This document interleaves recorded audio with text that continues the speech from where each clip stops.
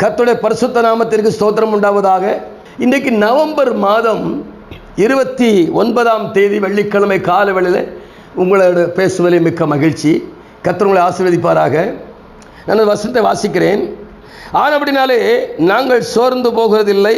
எங்கள் புறம்பான மனுஷன் அழிந்தும் உள்ளான மனுஷன் நாளுக்கு நாள் புதிதாக்கப்படுகிறது. மேலும் காணப்படுகிறவைகளை அல்ல, காணப்படாதவைகளை நோக்கி இருக்கிற நமக்கு அது சீக்கிரத்திலே நீங்கும். இந்த லேசான உபத்திரவம் மிக அதிகமான நித்திய கனமகிமையை உண்டாக்கும் என்று இந்த வசனம் சொல்லுகிறது. காணப்படுகிறவைகளை அல்ல, நமக்கு இன்னைக்கு காணப்படுகிறவைகளால் தான் அநேக பிரச்சனைகள். பாருங்க, அந்த எபிரேயர் 11 விசுவாச பட்டியல்ல அவர்கள் விசுவாசத்தினாலே ராஜ்யங்களை ஜெயித்தார்கள், சிங்கங்களின் வாய்களை அடைத்தார்கள், உக்கிரகத்தின் கோபத்தை அவிழ்த்தார்கள், யுத்தத்திலே ஜெயித்தார்கள். அப்படிலாம் இருக்கும்.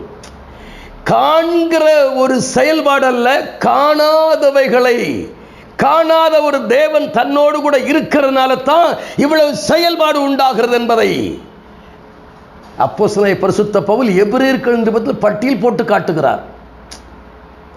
விசுவாசத்திலே ராஜ்யங்களை ஜெயித்தார்கள். எங்க அவங்களோடு கூட தான் கர்த்தர் போகிறார், காணாத கர்த்தர். ஆனா இவங்க என்னன்னு கேட்டீங்கன்னா, காண்கின்றத எல்லாம் அநித்தியம் இல்லையா, காண்கிறத பூரா அழிக்கிறாங்க, காண்கிறத பூரா அழிக்கிறாங்க. காணாதவைகள் மேல அவங்களுக்கு அதிகமான ஒரு நம்பிக்கை இருக்குது, அதிகமான நம்பிக்கை இருக்குது. இன்னைக்கு நிறைய வாழ்க்கையில கண் காண்றபடி பார்க்குறீங்க, காது கேட்கிறபடி பேசுறீங்க. உங்க வாழ்க்கையில பாதி கட்ட நடவடிக்கை வீணான வார்த்தைகளை பேசி பேசியே தேவனுடைய மகிமை இழந்து, சிம்சோன் மாதிரி தேவனுடைய வல்லமை இழந்த நிலையில் இருக்கிறீங்க. ஒரு காலத்துலலாம் பிரகாசித்த ஆட்கள், ரொம்ப கனத்திற்குரிய பாத்திரவான்களா இருந்தீங்க. அன்னைக்கு விசுவாசம் உங்களுக்குள்ள பூர்ணமா வேலை செய்யுச்சு. நீங்க எதை கேட்டாலும் கர்த்தர் தந்தார், அனுபவித்தீங்க. மனசோர்வு இல்லை, அன்னைக்கு கலக்கம் இல்லை, குழப்பம் இல்லை. காண்கிறதை சார்ந்தவர்கள் அல்ல, இங்க காணாதவைகளை சார்ந்த வாழ்க்கை வாழ்ந்தீங்க. விசுவாசத்தினாலே, விசுவாசம் நம்பப்படுகிறவைகள் உறுதியும் காணப்படாதவைகள் நிச்சயம்.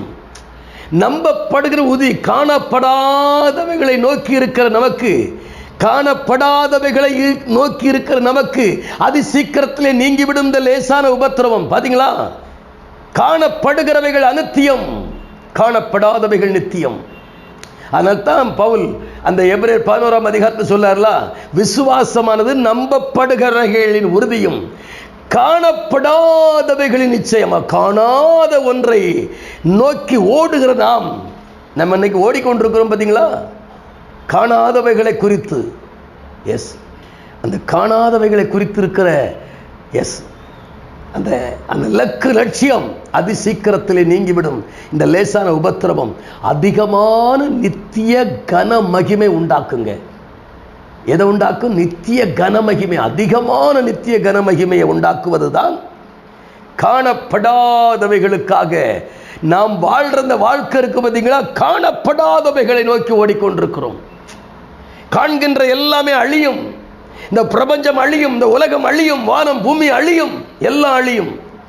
ஆனால் உங்க விசுவாசத்தினுடைய நிறைவு ஒரு நாள் அழியாதுங்க. அதான் உங்களுக்கு ஜெயத்தை உள்ள கொண்டு வரும். சரியா? நான் ஜெபிப்போமா? இவைகளை குறித்த அறிவு நமக்கு வேணும். என்ன அறிவு? காண்கின்றவைகளுக்காக நீங்க ஓடி ஓடி செயல்படாதீங்க, காணாதவைகளுக்காக நீங்க ஓடி ஓடி செயல்படுங்க. அது சீக்கிரத்தில் நீங்களும் உங்க லேசான உபத்திரம். நீங்க உபத்திரம் தானே சொல்லிட்டு இருக்கிறீங்க, ரைட்? அதெல்லாம் மாறும். நாம் ஜெபிப்போமா? மகா பரிசுத்தமும் கிருபையும் இரக்கம் நிறைந்த அன்பு பிதாவே, ஆசீர்வதிக்கப்பட்ட அருமையான காலவேளைக்காய் உமக்கு நன்றி. தொடர்ந்து எங்களோடு கூட இந்த காணொளி மூலமாய் பேசிக்கொண்டிருக்க உமக்கு ஸ்தோத்திரம். கேட்கிற ஒவ்வொருடைய வாழ்க்கையில் மாற்றம் உண்டாகட்டும். இதை தொடர்ந்து பொறுப்படுத்தி நிறைவேற்றி நடத்துகிற அருமையான சாமுவேல் சின்னத்தாய் குடும்பத்தையும் கர்த்தர் நினைத்தருளுவீராக. ஆசீர்வதிங்க, பொறுப்படுங்க, பெரிய காரியங்களை செய்யுங்க. நன்மையும் கிருபையும் தொடரட்டும். ஆசீர்வதிங்க இயேசுவின் நாமத்தில் பிதாவே. ஆமேன், ஆமேன். God bless you.